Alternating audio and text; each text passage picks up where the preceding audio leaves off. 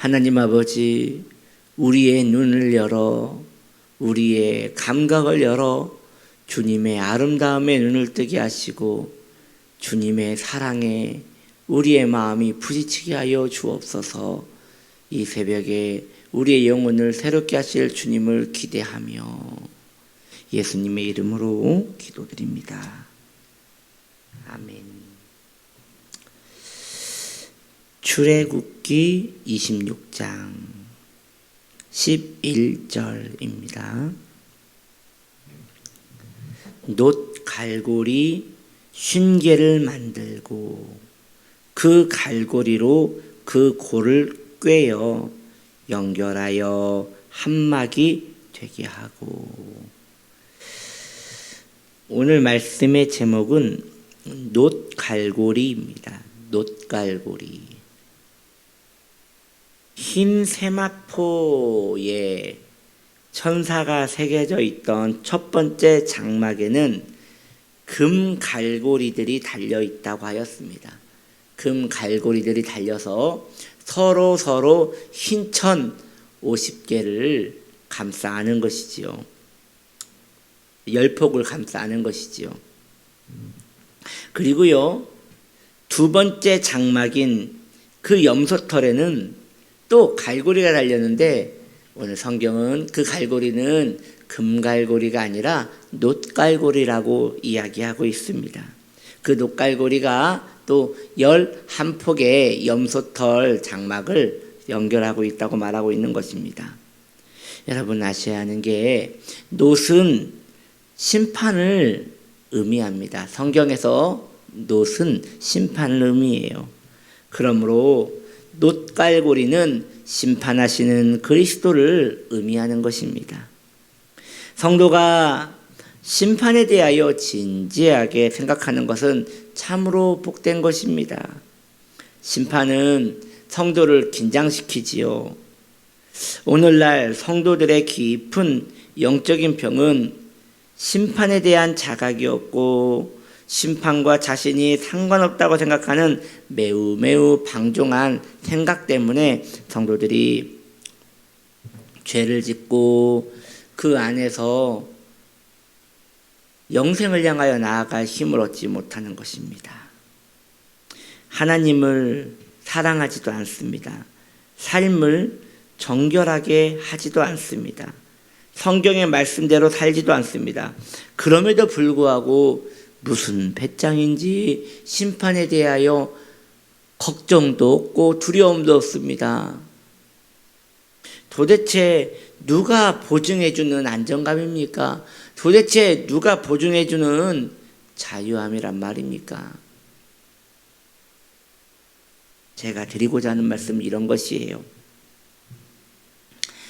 심판은 구원받은 사람은 임하지 않는 거예요. 이걸 좀 전제를 여러분들이 쫙 생각해 하셔야 돼요. 심판은 구원받은 사람은 상관없는 일입니다.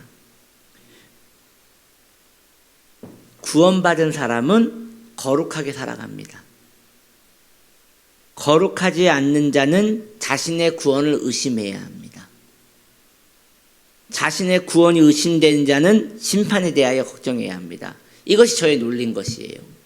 다시 한번 말씀드릴게요. 구원받은 사람은 심판받지 않아요. 구원받은 사람은 거룩해요. 거룩하지 않은 자는 구원을 의심해야 돼요. 구원을 의심하는 자는 심판을 준비해야 돼요. 이것이 하나의 틀이 되어 여러분 마음에 하나의 큰 축이 되어 자리 잡기를 소망할 바입니다. 심판에 대한 걱정은 그 성도를 거룩하게 하는 데 도움이 될 것입니다. 바로 이러한 논리로 여러분께 심판이 유익하다라고 말씀을 드리는 것이에요. 그러나 오늘날 방종한 성도들은 다른 논리를 핍니다. 다른 논리를 설정하여 자기에게 적용시키는 거예요. 어떻게 적용하는지 봅시다. 나는 구원받았습니다. 구원받은 자는 절대 심판을 받지 않습니다. 그러므로 나는 심판과 상관이 없는 사람입니다. 이렇게 3단 논리로 단순하게 자기에게 적용하여 안정감에 빠져드는 것이에요. 이러한 단순한 논리로 살아가는 성도는 얼마나 위험한지요. 얼마나 단순하고 무지하며 신앙과 구원과 자신의 영생에 대해서 아무것도 모르고 살아가는지요. 한 이는 이렇게 얘기해요.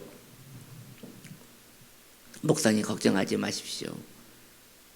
본인이 구원을 받았다고 생각하는 사람은 처음에는 죄를 짓지만 점점 성화되어져 가기 때문에 자신의 구원을 확신하고 그것에 대해 안정감을 누리는 사람이 겉으로 볼 때는 굉장히 방종해 보이지만 결국 그는 하나님께 돌아오게 되어 있습니다 라고 말한 이야기도 참 많이 들었던 것 같아요.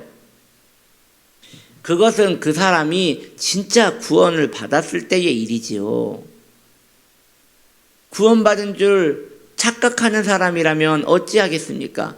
그러면 그 사람은 아예 자신에게 속아 돌아올 기회조차도 얻지 못하는 것 아닙니까? 저는 모든 성도님들이 거기에 초점이 맞췄으면 좋겠어요. 많은 성도님들이 나는 구원 받았다라는 데서부터 신앙생활을 시작하기 때문에 바꿀 수가 없어요. 바꿀 수가 없어요. 모든 성도님들은 자신의 구원에 대하여 의심을 해야 합니다. 자신의 처음 구원에 대하여 모두 흔들어 봐야 합니다. 많이 오래 흔들수록 그분에게는 유익입니다. 여러분 믿으셔도 돼요. 그게 유익이에요. 그런데 쉽게 통과시켜버립니다. 그때부터는 어떤 것도 통하지 않아요. 죄를 지어도 거룩하게 살지 않아도 신앙의 의무를 아무것도 하지 않아도 자신은 구원을 받았다고 말하며 그냥 덤덤하게 살아가는데 사실 그러한 분들하고 개인적으로 이야기를 해보면 대부분 구원에 대한 확신이 없어요. 그냥 왜 구원받았다고 생각합니까? 라고 말하면 제가 교회를 열심히 다닙니다. 저는 주일 성수를 한 번도 빠진 적이 없습니다. 이러한 이야기를 통해서 자신의 구원을 확정하시는 분들이 대부분이에요.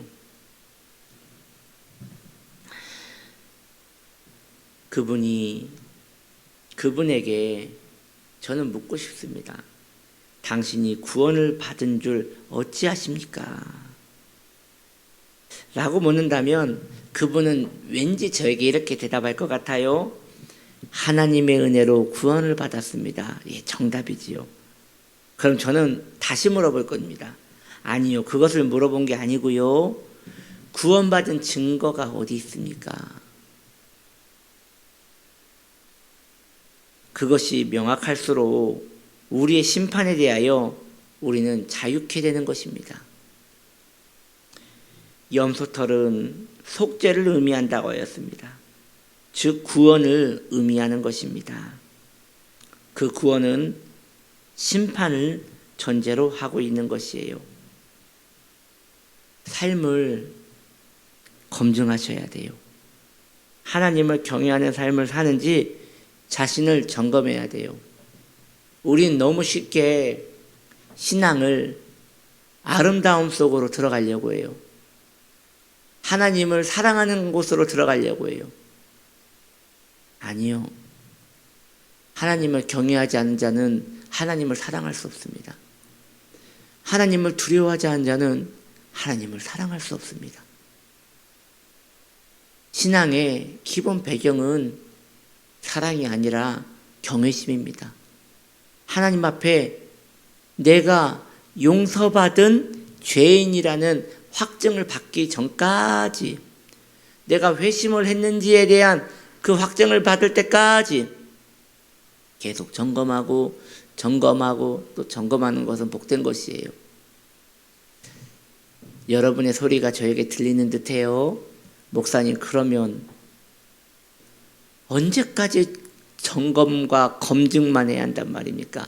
언제 선교하고 언제 주의 일을 하고 언제 하나님의 아름다움을 찬양할 수 있단 말입니까?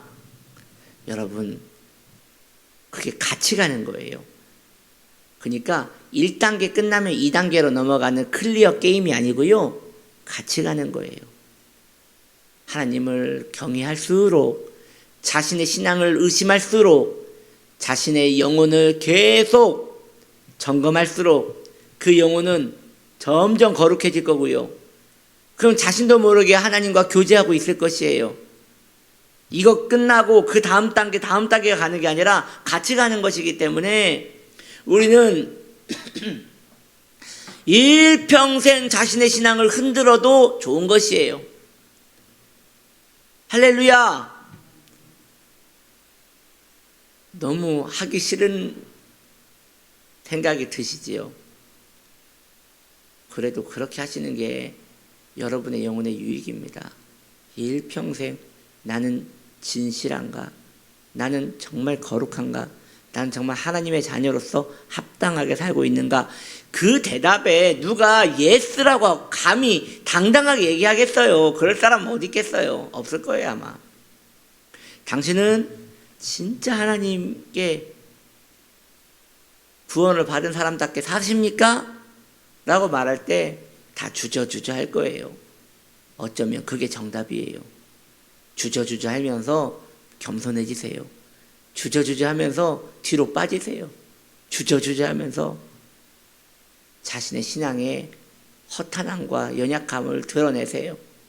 그럴수록 우리는 하나님 없으면 못 사는 자가 될 것입니다. 그렇게 매일매일 자신의 신앙을 점검하며 깨어 그 놋갈고리, 여러분 놋갈고리, 갈고리는 연결하는 것이라고 했지요.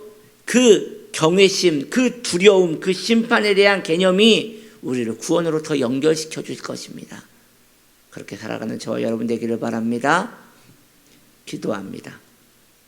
하나님, 우리에게 놋갈고리를 주시어 심판에 대한, 지옥에 대한, 하나님에 대한 그 경외심을 가지고 이 생애를 살아가는 동안에 계속 그 마음 품고 살 수 있도록 도와주시옵소서.